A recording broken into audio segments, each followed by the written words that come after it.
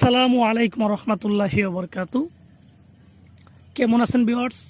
আশা করি আল্লাহ পাকের রহমতে সবাই ভালো আছেন। আমি আলহামদুলিল্লাহ আপনাদের দয়ায় ভালো আছি। তো প্রিয় ভিউয়ার্স, আজকে আবারও আপনাদের মাঝে একটা বশীকরণ চালান নিয়ে আলোচনা করব। তো ভিউয়ার্স, আজকে আমি আপনাদের মাঝে সরাসরি দেখায় দিব কিভাবে কড়ি চালানের মাধ্যমে একটা মেয়েকে মাত্র 24 ঘন্টার ভিতরে আপনার কাছে হাজির করবেন। তো ভিউয়ার্স, আজকে যে বশীকরণ পদ্ধতিটা আজকে আপনাদের আমি দেখাচ্ছি সেটা কোনো তাবিজ কবজ না, এটা সম্পূর্ণ একটা চালানের মাধ্যমে, কড়ি চালানের মাধ্যমে একটা মেয়েকে মাত্র 24 ঘন্টার ভিতরে আপনার কাছে হাজির করা। তো ভিউয়ার্স, এটা খুবই শক্তিশালী একটা চালান। আর বিশেষ করে যারা দূরের কোনো ব্যক্তিকে বশ করতে চান তাদের জন্য এই চালানটা খুবই গুরুত্বপূর্ণ। কারণ এই চালানটা করতে গেলে এখানে কোনো তাবিজ কবজ প্রয়োজন হবে না, বা মেয়ের শরীরের কোনো কিছু লাগবে না, কাপড় বলেন, চুল বলেন, এগুলো কোনো কিচ্ছুর প্রয়োজন নাই। শুধুমাত্র মেয়ের নাম জানলেই আর মেয়ের ছবি যদি বা মেয়ের চেহারাটা যদি আপনি একবার দেখেন, এইটুকু জানলে একটা মেয়েকে মাত্র 24 ঘন্টার ভিতরে আপনার কাছে হাজির করতে পারবেন। তো ভিউয়ার্স, আমি এটা আবার কাজ করব সরাসরি, এর জন্য সংক্ষিপ্ত আমি বলে দিতেছি।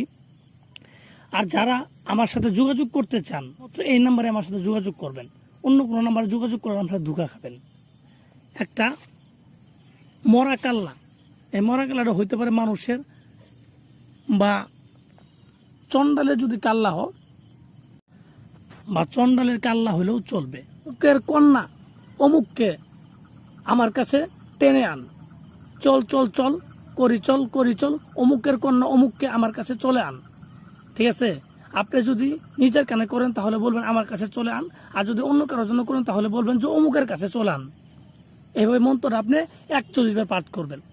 41 বার পাঠ করার পরে এই 3টা কড়ির উপরে আপনি 3টা দম দিবেন, 3টা ফু দিবেন।